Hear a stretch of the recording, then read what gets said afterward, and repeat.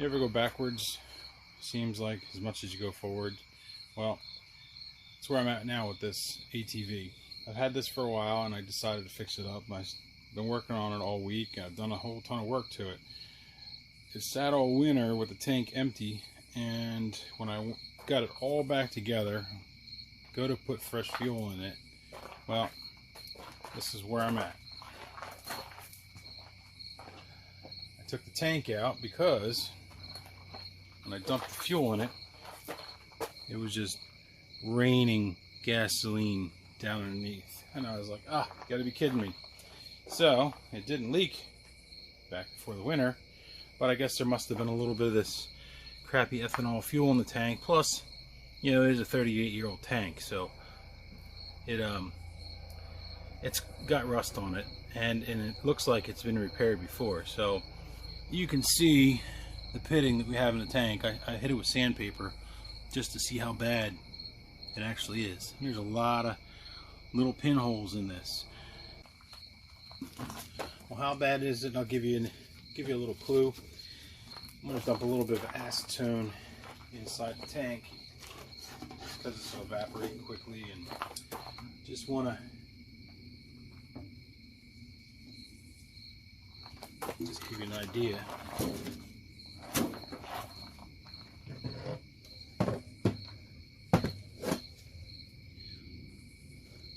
Tilt it to one side.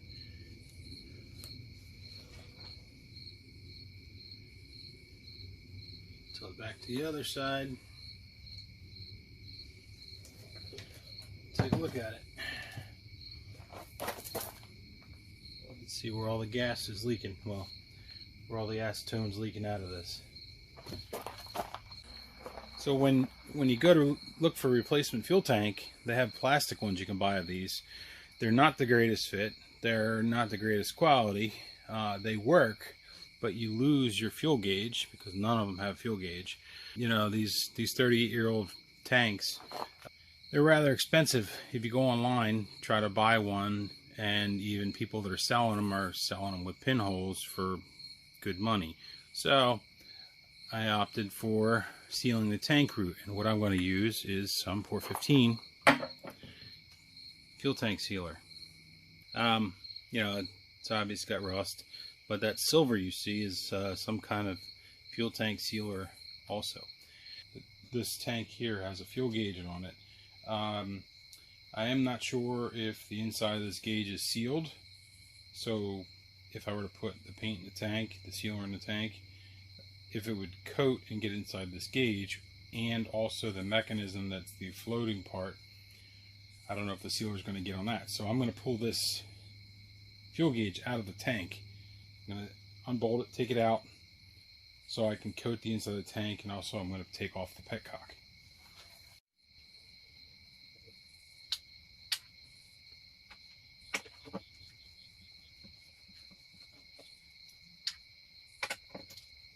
Rip them all loose.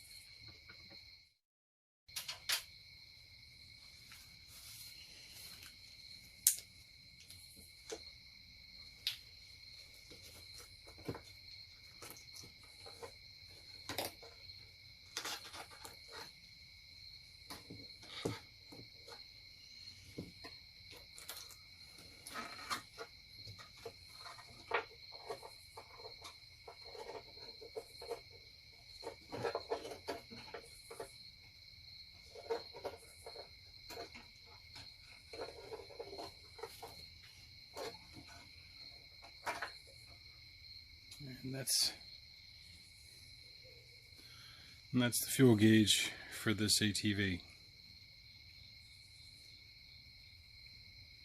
Pretty simple. Afraid that the sealer would get inside here and get into the glass on the gauge, so I would have been correct in that assumption.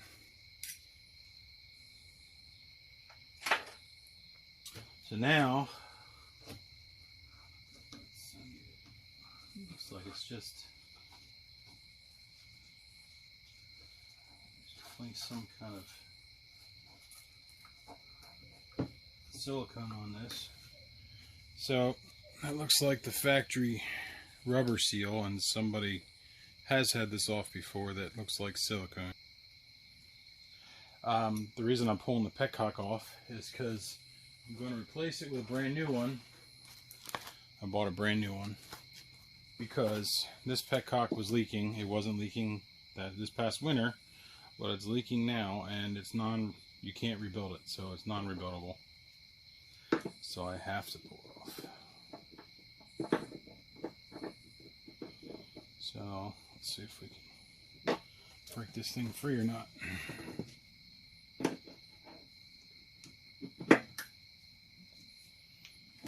Oh yeah. Yeah, that was easy. Didn't take anything to break that free. A little fuel / acetone leaking out of it. Oof. I wonder if that's the acetone. Never had this out before, but that could be the acetone eating this up, or that could be just a failure of the screen, and maybe that's why it could have been harder to get fuel when the tank was low, because I put like a half gallon in this and it didn't do anything. It didn't get to the carburetor, so that could have been the problem. The tank is cleared out and emptied. You can kind of hear some junk rolling around in there.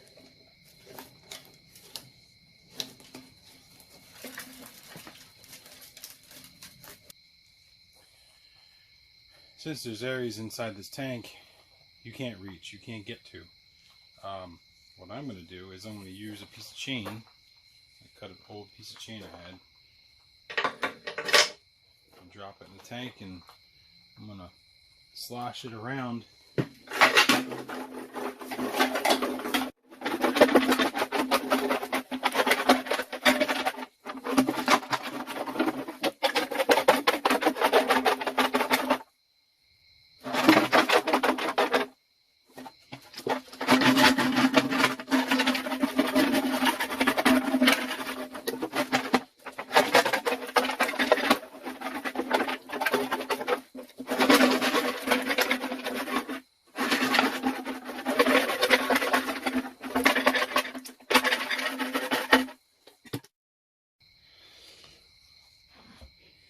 You can see it's knocking all kinds of chunks of stuff out. So I'm going to keep at it for a little while, try and get as much of the inside of this tank with the chain. I wish I could throw it on like my paint shaker or something, but that's not going to happen. I'm not going to fit on that. Using that chain cleaned the inside of the tank a lot better than I wanted to. Instead of pinholes, we've got holes. And we've got to repair holes now instead of sealing pinholes. And the only way we're really going to be able to do that and make this a permanent repair, or pretty much my lifetime repair, is I'm going to pull out some J&B Weld and patch the holes from the outside, then seal it from the inside, and then paint it with the Rustoleum that I've got to match the rest of the tank, the black. Sealing the tank was already a big job. It just evolved into a little bit bigger one. Doesn't really, I mean, it definitely looks cleaner than it was. It's hard to tell on camera, and there is loose flakes still flaking around in there. Tomorrow I'm going to take and wash it. I moved my tank to an area where I can wash it, where the rusty corrosion, the rust, dust, and all that, when it comes out the water, it's not going to stain my driveway or something. It'll just be in the grass where it'll just finish dissolving itself into the back to the earth. So I've taken and shaken it quite a bit. That's just to get the chain out of it. See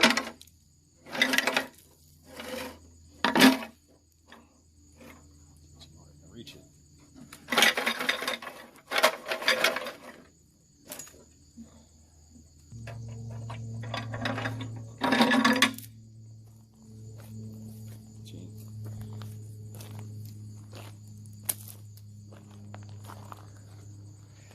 So with the chain out of it,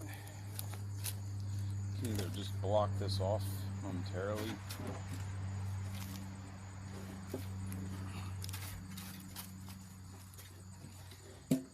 just gonna take a garden hose, flip this thing.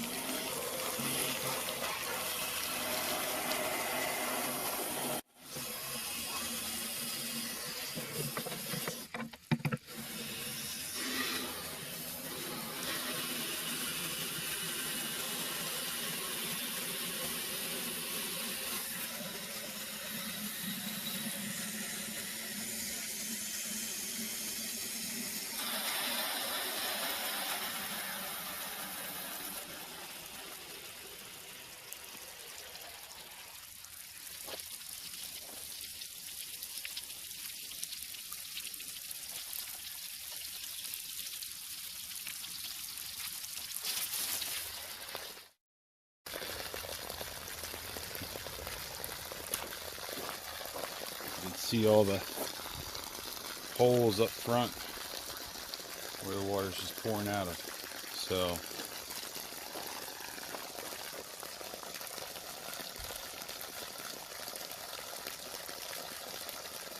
I'm going to rinse it one more time, and it should be clean enough for the next step.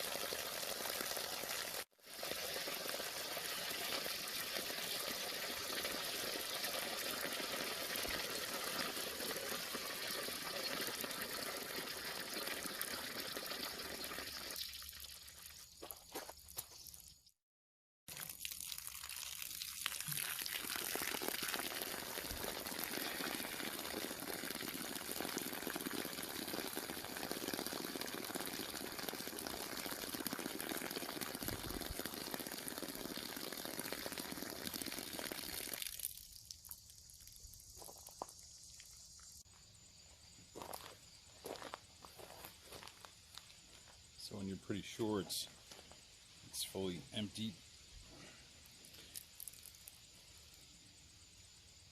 drain most of the water out, or as much out, and blow it out with the air hose if you want to blow it out. And then put it out in the sun and let it dry out, bake. Now put it in some direct sunlight.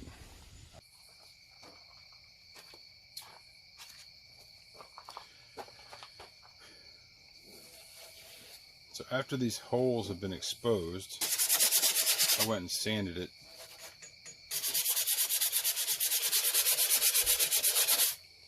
That way the area is all kind of roughed up. So after you've sanded it, you can either use some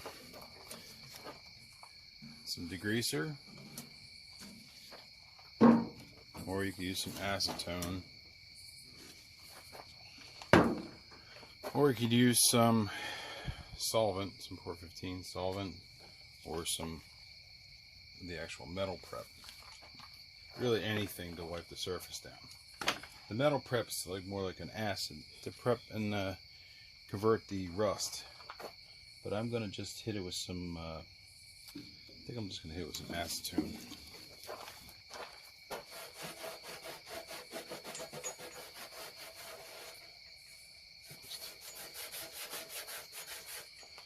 Just give it a little wipe in the areas where I'm gonna put a coat of the J&B Weld.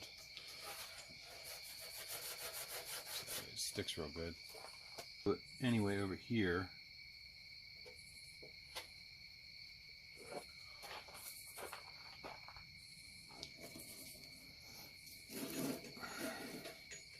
so what I'm doing over here is I put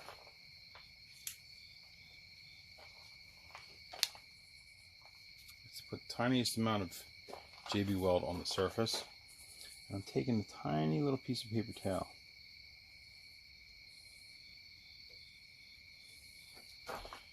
And putting it on the surface of the J&B Weld. Basically making like a whole filler. Like if you were to take fiberglass cloth or something like that and put it on there. So when the J&B Weld dries, that'll be rock hard in there. With that on there, I'll put another coat on it in a second, and that hole will be patched. See, the same thing with these. Just press a tiniest little piece of paper towel over that hole.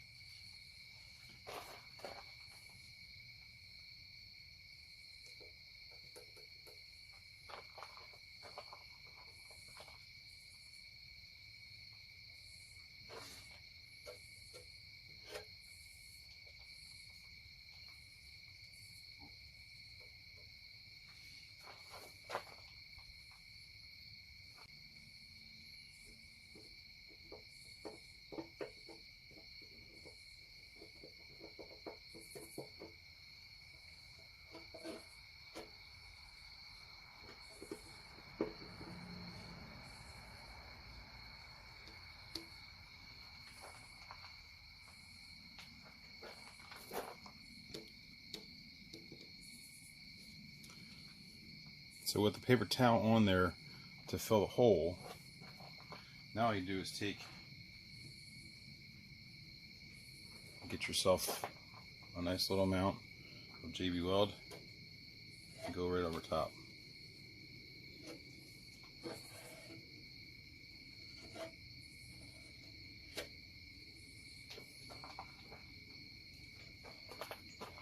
And that hole is patched.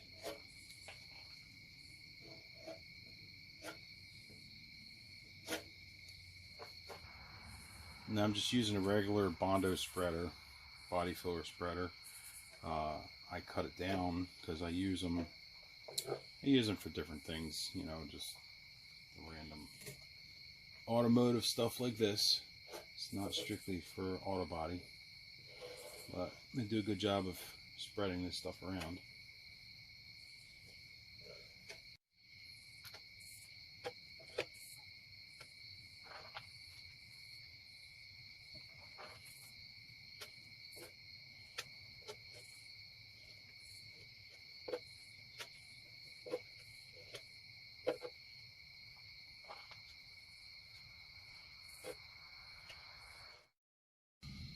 The thing I've always done with these body filler spreaders is clean them.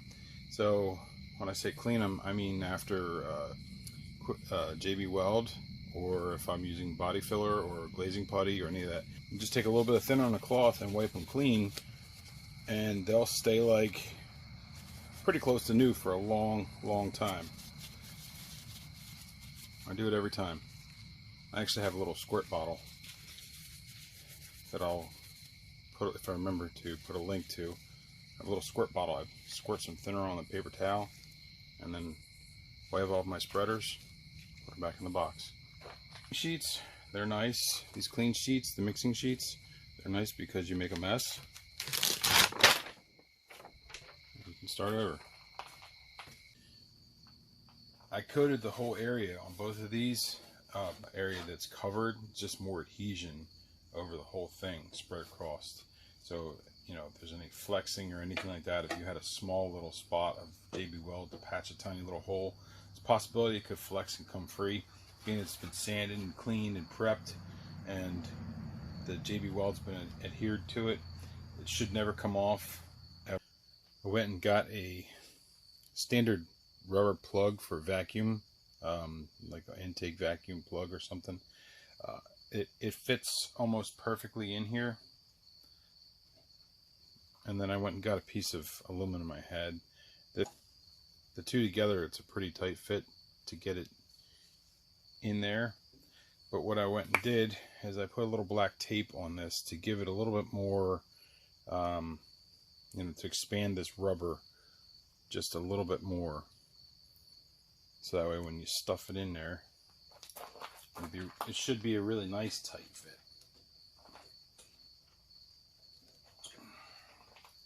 So now, with that in there, that's sealed. I'm going to put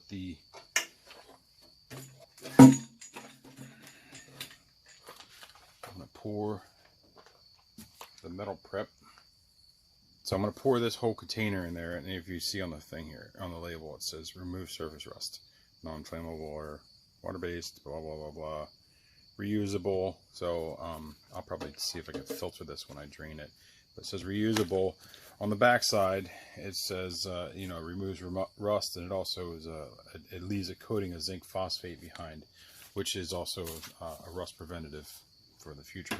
So I'm going to pour it in, and I'm just going to rotate it every half hour to a different position in the tank, so that way we can get the best cleaning inside and coating before we use the gas tank sealer. Being this is an acid, be cautious of your watch or rings or anything like that that you might be wearing, and vehicles that might be around. You don't want to splash it onto chrome or anything like that. So we're just going to pour it carefully into the tank. Okay, so there's a plastic seal.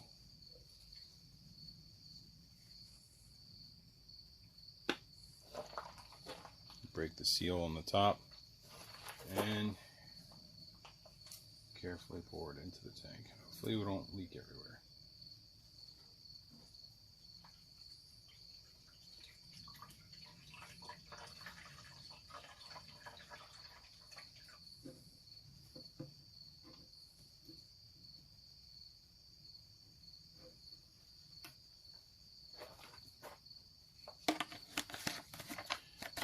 So this is going to be a long process. Going to, feels like that whole container went over on this side. So I'll just make sure it's all over there.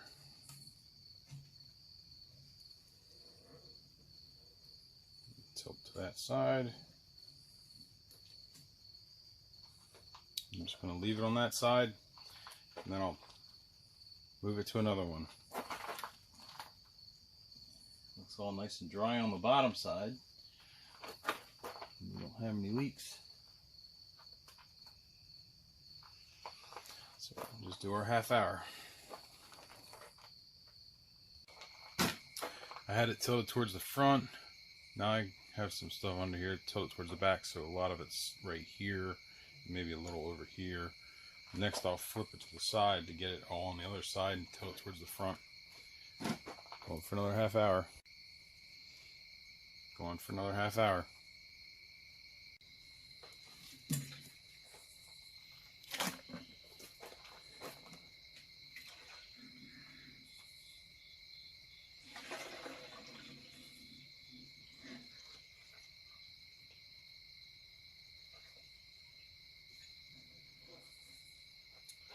All the metal prep, basically I dumped it from one side of the tank to the other, so now I'm going to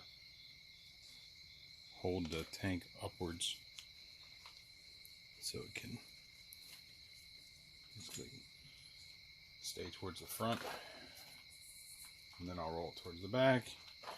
So it's going to stay like this for a half hour, and then I'm going to roll it this way.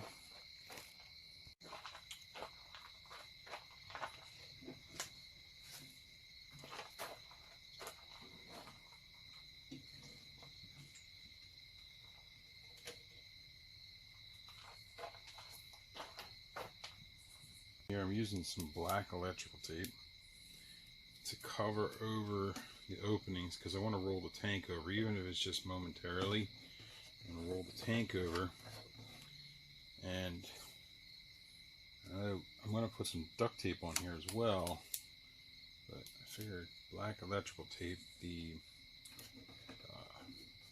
adhesive on the tape is not as aggressive as duct tape, so if it gets the metal prep on the electrical tape, I'm hoping it will kind of stay sealed when it's upside down. So I'm just covering the openings on top after rolling it over.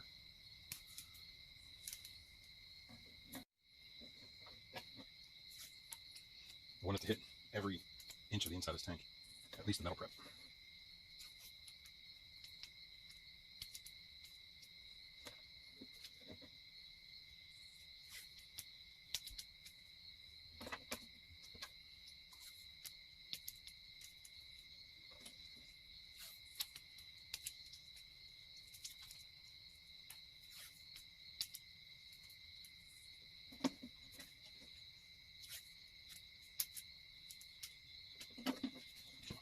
It's pretty well sealed. I'm just going to go around.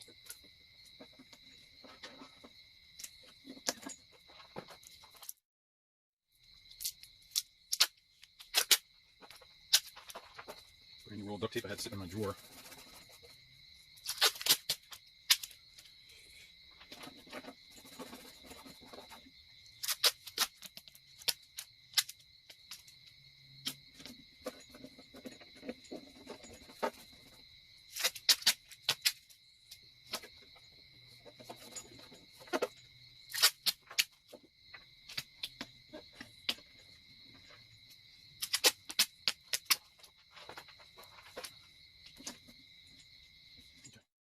That'll allow me to roll the tank to the side or even completely upside down, even just momentarily, just to get some of that metal prep on the upper side of the tank to affect any of the rust.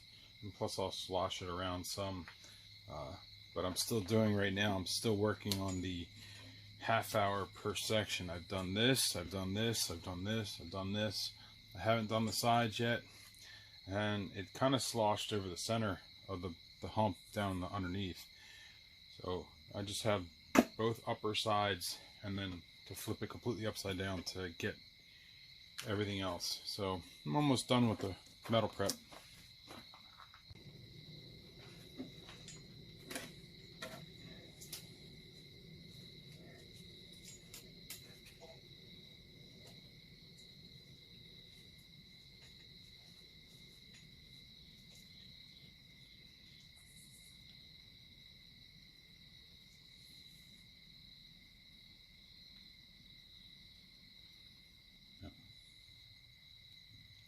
Got a little weep around the neck, and I see right here, you can see it's wet right there as well.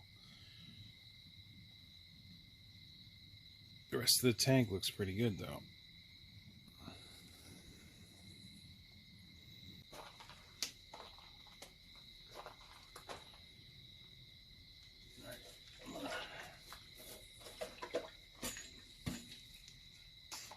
Okay, I'm going to roll it back and roll on this side.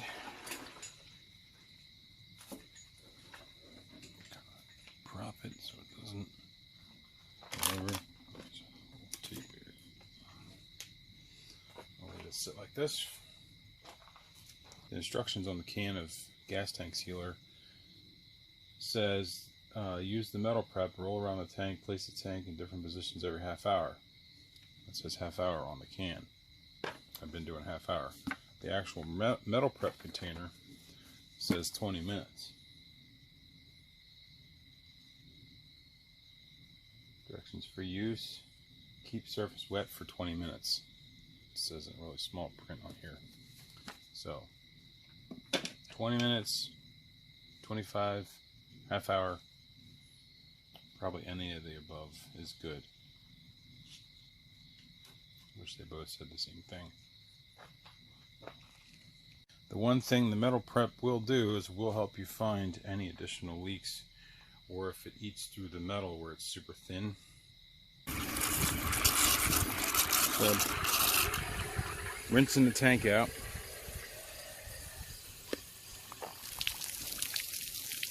So like the second time that I've done this.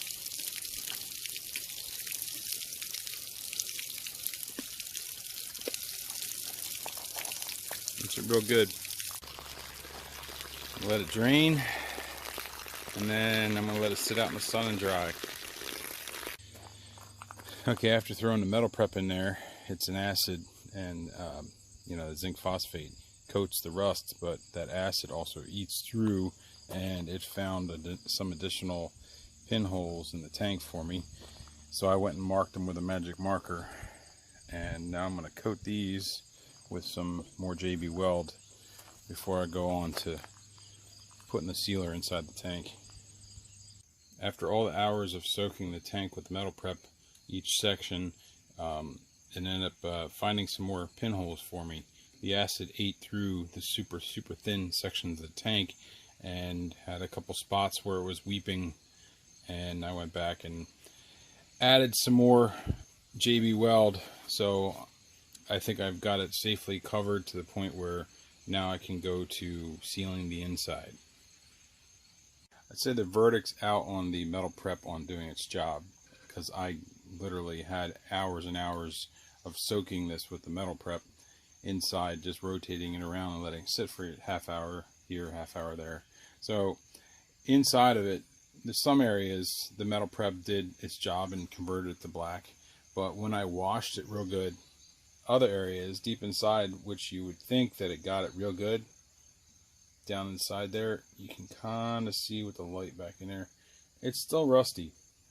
Even though it's sat for long periods of time up in there, what they recommended. So I'm not real happy with the metal prep, but the step was done, and now I'm on to putting the sealer in the tank. So I'm hoping that the sealer does its job and seals the tank like it should.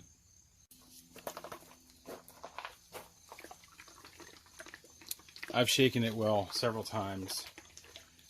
So the directions for this says tank must be completely dry inside at room temperature 50 to 85 degrees. Stir well, then pour the entire contents of the pour 15 tank sealer into the tank, cover hole, then slowly rotate the tank to cover all surfaces and seams. Then drain for at least 30 minutes and allow for 96 hours of drying. That's where I'm at. I'm going to take this, pour it in the tank. I'm going to recover the tops, slosh it around for a while. Hopefully it covers every inch, and let it dry for 96 hours. Just a silver paint.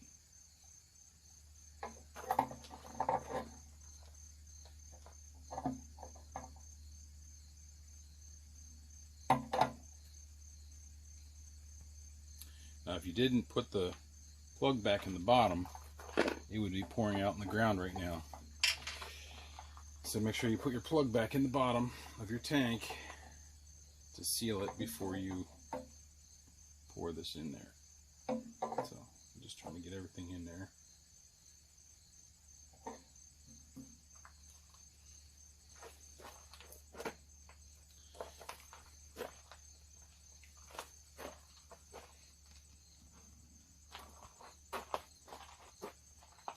And that's what it looks like, getting just poured right in. So now it's time to slosh it around to cover the entire bottom, inside, around as much of the tank as I can possibly get. So a little bit of excess that's on the lid and inside the can, I'm just going to use it to paint some areas.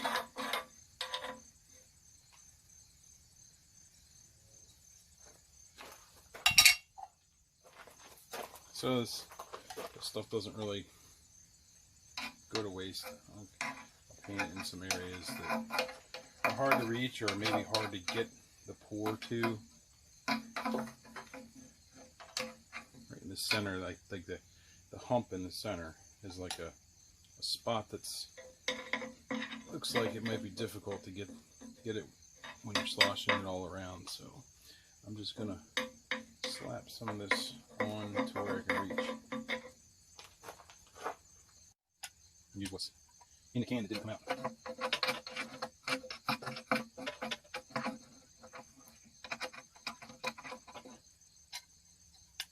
Get every last drop of this stuff.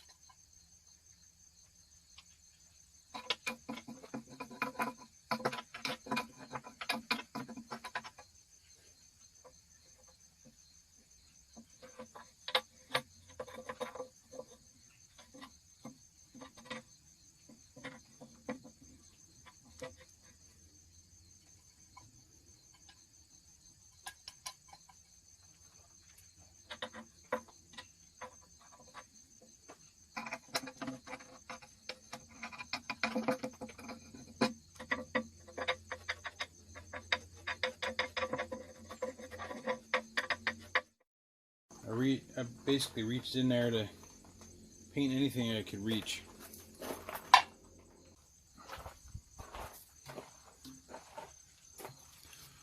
You can see. So I got a nice coating on everything that I could reach, from this edge to down in here and up in there. So now I'm going to slosh the tank around.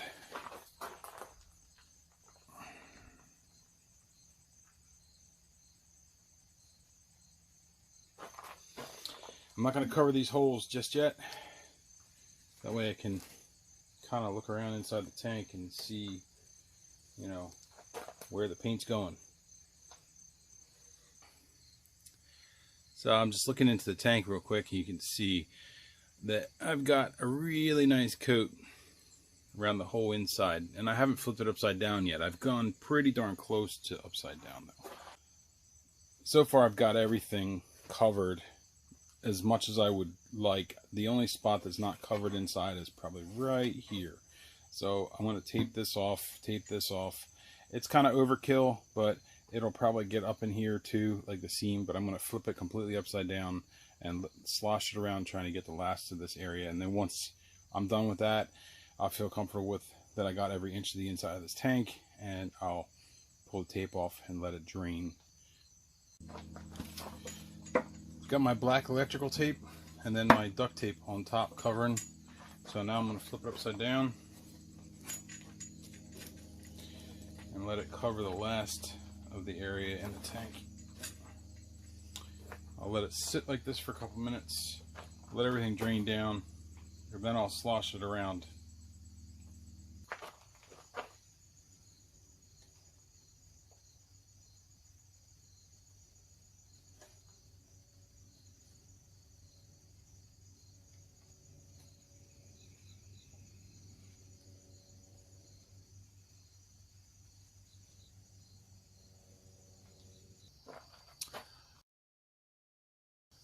Alright, I'm going to pull off my tape just to see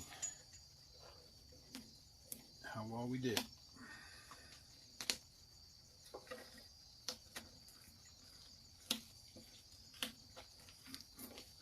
We definitely got the paint up here at the top.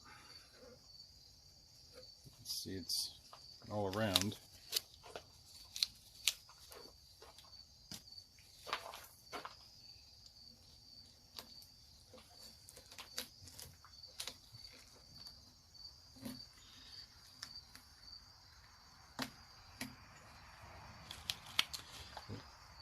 Looks like we only got a little bit up here.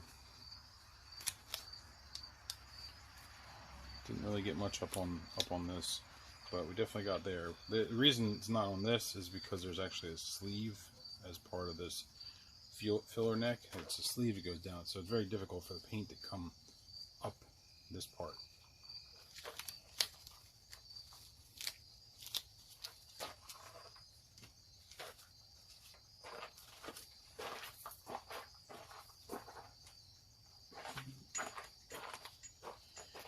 And being this is where my fuel gauge goes on the tank, I want to clean the paint off of that. So I got a little bit of lacquer thinner here. My little squirt bottle. So I'm going to just take and wipe off. I'm going to pull my plug out. Come on.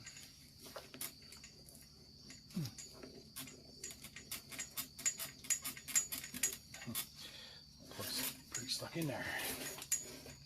Hopefully I didn't glue my...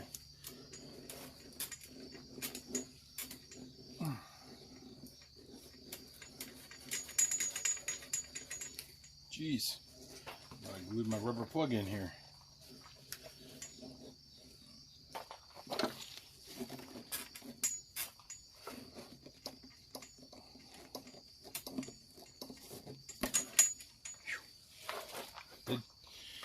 I did kind of glue it in there.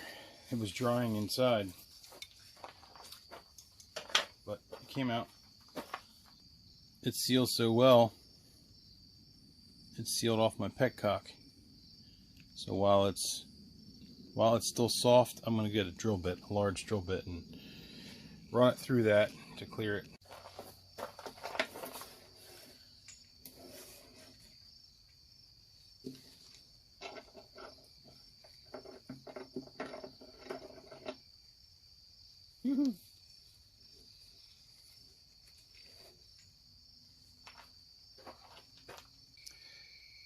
Now that I got my drain clear for the tank, I'm going to flip it upright. What I originally planned was to dump this in, which I did, and slosh it all around, get every inch of it, and then open the drain when I unplug the drain to catch whatever came out. But there's nothing to catch. I coated the whole inside of the tank, and it coated almost every inch of it. I think it did a pretty good job inside the tank compared to what it looked like before. It got everything, and there's nothing to come out. That half pint covered every bit of this. I think it's 2.5, yeah, pretty certain, 2.5 gallon tank, and it covered everything inside of it. As far as I can tell, it covered every inch of it, and nothing's coming out, nothing's draining out. So it used the entire half pint to coat this tank. The only thing left to do now is to let it dry inside for the next 96 hours, and then while it's drying, I'll have time to paint the outside and the underside of it and put the fuel gauge back in. I know, and you know, that I painted this, but it's your ATV, you can do whatever you want. So I'm just painting the bottom of the tank, so I'm not looking at all this gray. And I'm just using plain Rustoleum. I think I got semi-gloss. I bought Satin Black Rustoleum to paint the bottom side of my tank. ATV, and you want to fix and restore your original tank, this is really the way to do it. This should make the tank last for a really, really long time. Now that the inside's been resealed and with a coat of paint on the outside to protect the outside of it from rusting, should really last a long, long time.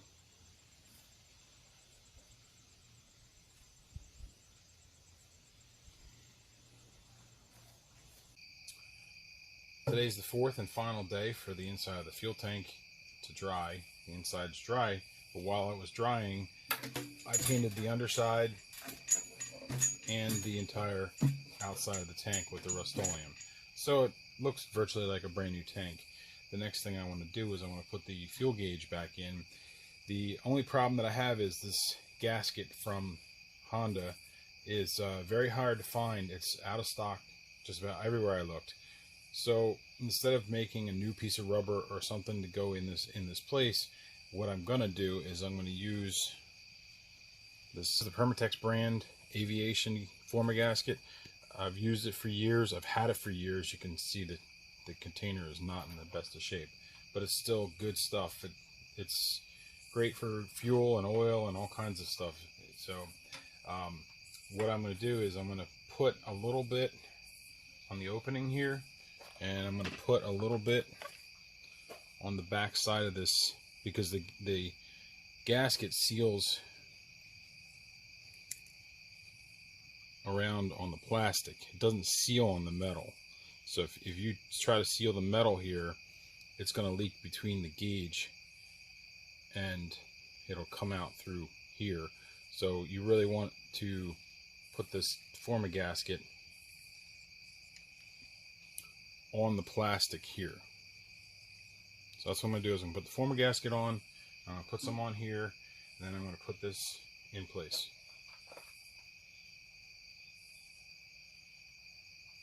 But put a little bit, you don't have to put a ton of it. I'm going to put it on there, and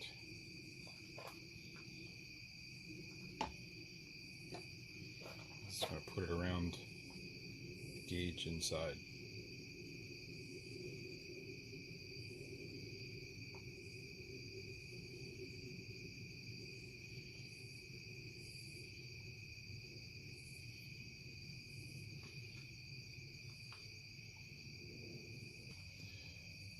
With the former gasket on here, I'm just going to drop the gasket back on, push it down.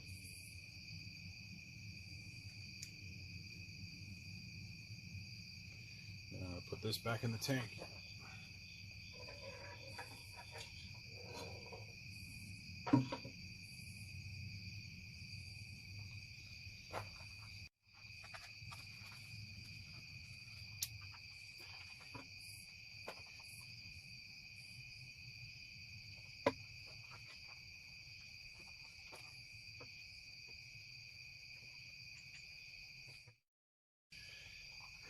It's funny now that everything's all painted nice and neat, and you can see how rusty my gauge looks. So I guess I'm gonna have to paint the gauge, the housing, the black around the gauge itself. Just make it look nice.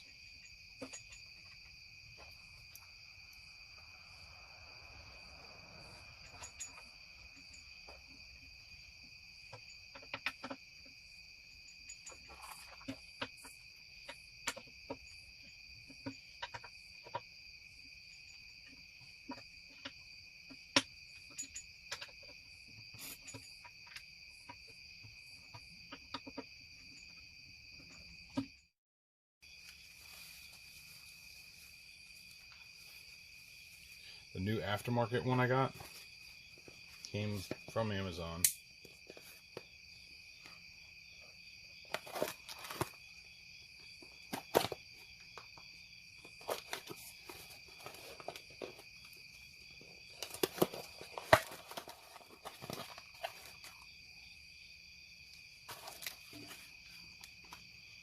That's how it came shipped.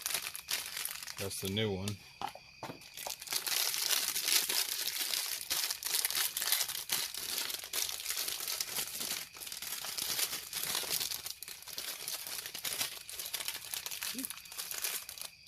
Just like the original, it's got this filter. It's hard to see in the light, but it's got this filter that slid right off, and it looks like the O-ring here should hold it in place so it won't come off inside the tank, because there's like a little edge on here, so it should stay in there. So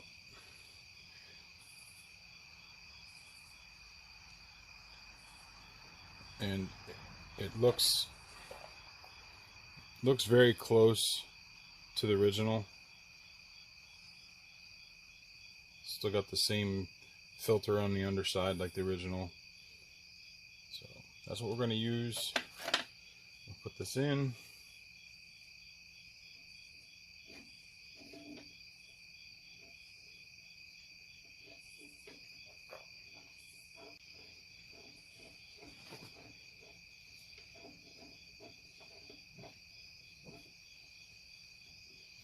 It looks like as you tighten that nut,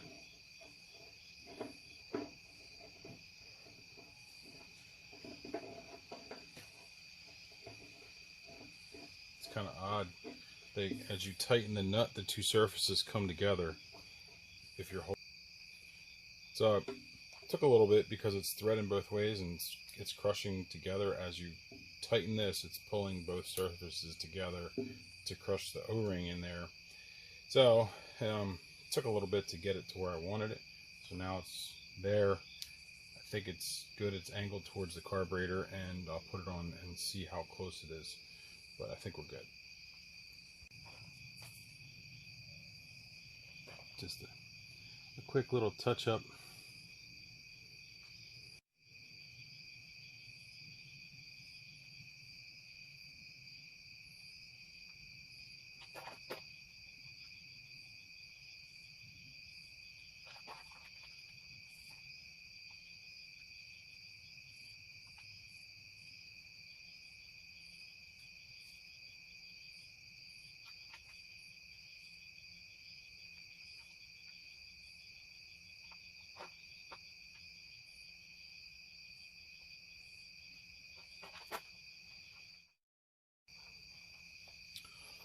Rustoleum Satin Black.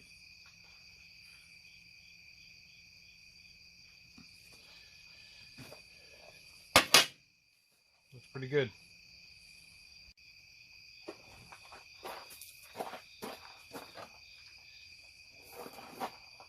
So it's pretty much straightforward. Sticking the tank back in, you get it up on the rubber mounts in there, it goes right in, put the 2 bolts in. So that's pretty much it. I'm going to finish buttoning this up here, but you can get an idea. It looks so much nicer in there than that old rusty looking tank. Okay, that's pretty much it. It's all bolted back together. You see the fuel gauge looks all nice and pretty in there. The tank is all nice and sealed. I moved the petcock to be almost perfectly straight back.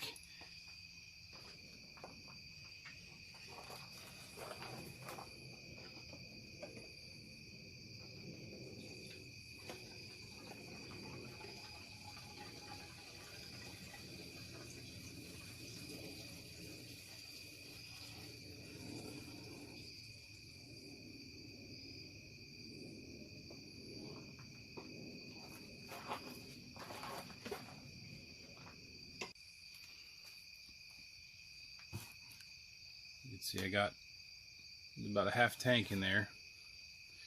No more leaks.